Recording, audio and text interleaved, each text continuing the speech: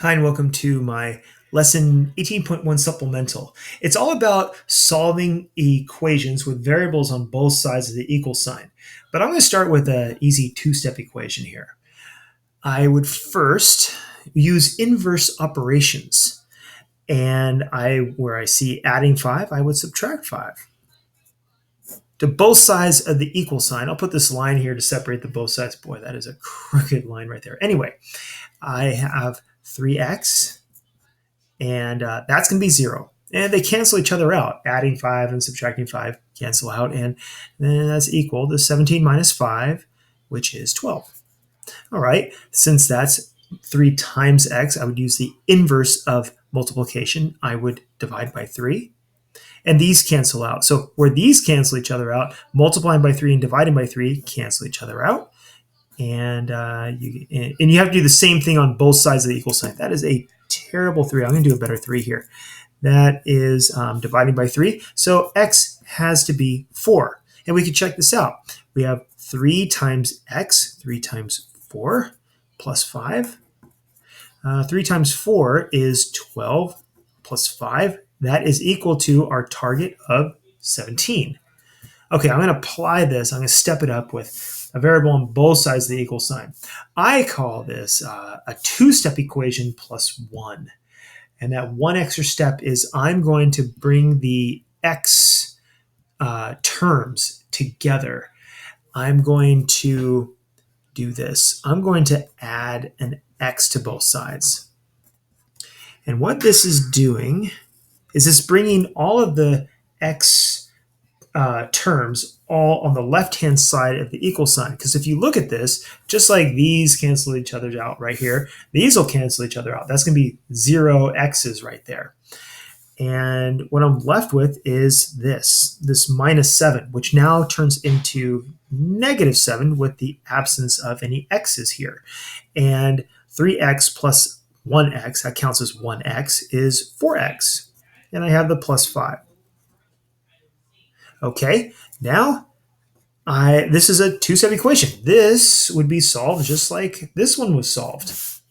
So I would just use the inverse operation, subtract 5, rate 4x is equal to, same sign, you have to add them up. So it's negative 12.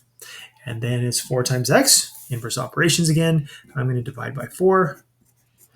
And x is equal to, I guess usually people like to cancel that out right there. And these would cancel each other out too. Negative 12 divided by 4 is negative 3. So we can check this out. We can check our solution here. We can plug negative 3 in for x in both sides of this. So it's 3 times x, which is negative 3, plus 5.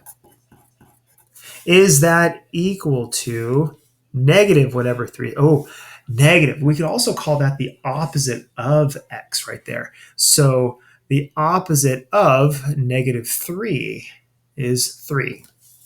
All right, here's 3 minus 7.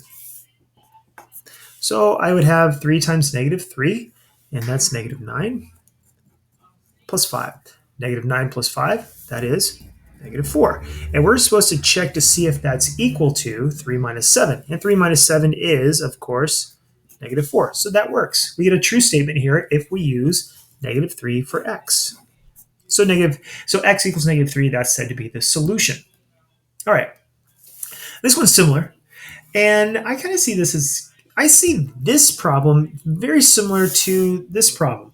We have two constants and one variable term right here, one variable term and two constants on either side of the equal sign. And here I have one constant, but I have two variable terms here.